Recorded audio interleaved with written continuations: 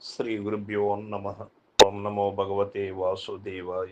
భగవద్గీత క్షేత్రజ్ఞ విభాగ యోగం 13వ అధ్యాయం నుండి ఈవేళ మనం 5వ శ్లోకాన్ని పరిశీలన చేసుకుందాం. ఋషిభిర్బహుదా గీతం ఛందోభిర్విధైః పృథక్ బ్రహ్మసూత్రపदैశ్చైవ హేతుమద్భిర్వినిశ్చితైః. భగవానులు చెబుతూ ఉన్నారు, ఆ యొక్క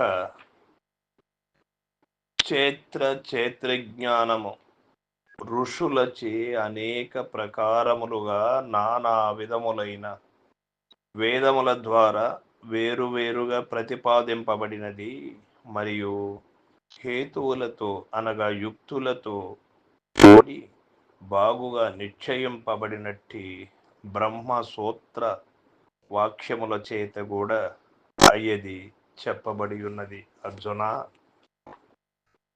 కావున ఈ విషయమును అన్నిటి కూడా క్షుణ్ణంగా గమనించవలసి ఉన్నది. మనం తాను చెప్పదలంచుతున్న క్షేత్రజ్ఞ జ్ఞానము యొక్క మహిమను తెలుపుటకై భగవానుడు అనుభవజ్ఞులకు పరమ ఋషుల వాక్యములను తార్కాణముగా చూపుచున్నాడు. మనం ఏదైనా ఒక విషయాన్ని తెలియచేయాలి అంటే ఉపమాన పద్ధతిలో పూర్వీకులు సనాతనముగా మన వాళ్ళు ఆచరిస్తున్నటువంటి ధర్మములను తెలియచేస్తూ ఉంటాం, నాటి నుంచి నేటి వరకు కూడా. ఆ క్రమములోనే భగవానుడు అర్జునుల వారి ద్వారా మన అందరికీ ఈ సత్యాన్ని తెలియచేశారు అని మనం గమనించవలసి ఉంటుంది. ఋషి బిర్బహుదా గీతం అనగా ఋషులనగా ఎవరు? ఇంద్రియములను జయించిన వారు అని అర్థం. ఆత్మ సాక్షాత్కారమునొందిన మహనీయులు అట్టివారు దేనినైనను చెప్పినచో దానిలో ఎంతయో సారము, మహిమ, గొప్పతనము తప్పక ఉండియుండును. అట్టి ఋషులు ఒకసారి కాదు అనేక సార్లు బహుదా పలు విధములుగా ఆ జ్ఞానమును గూర్చి చెప్పిరని వచించుటచే దానికి ఎంతయో ఆధిక్యత గలదని స్పష్టమవుతున్నది. హేతుమద్భిర్వినిశ్చితైః అన్నాడు ఇక్కడ.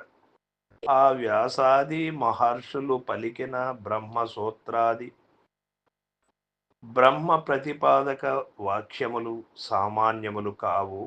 హేతువాదం అనగా హేతువాదము యొక్క పరీక్షకు నిలుచునవి,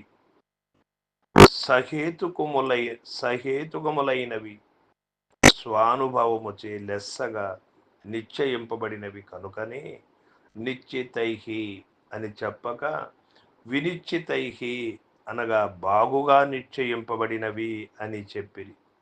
పఠన సత్యములని భావం. కాబట్టి శ్రీకృష్ణ పరమాత్మ చెప్పబోవు ఈ క్షేత్రజ్ఞ విభాగ జ్ఞానము ఎంత గొప్పదో దానిపై జనులకెంతటి విశ్వాసం ఉండవలెనో పై భగవద్వాక్యము వలన స్పష్టమగుచున్నది. ఇక క్షేత్రము యొక్క స్వరూపమును వివరించి చెప్పుచున్నాడు భగవానుడు 6, 7వ శ్లోకముల ద్వారా. ఇది అన్ని కూడా రేపటి రోజున మనం తెలుసుకుందాం. సర్వం సద్గురు పాదార్పణమస్తు. జై గురుదేవ.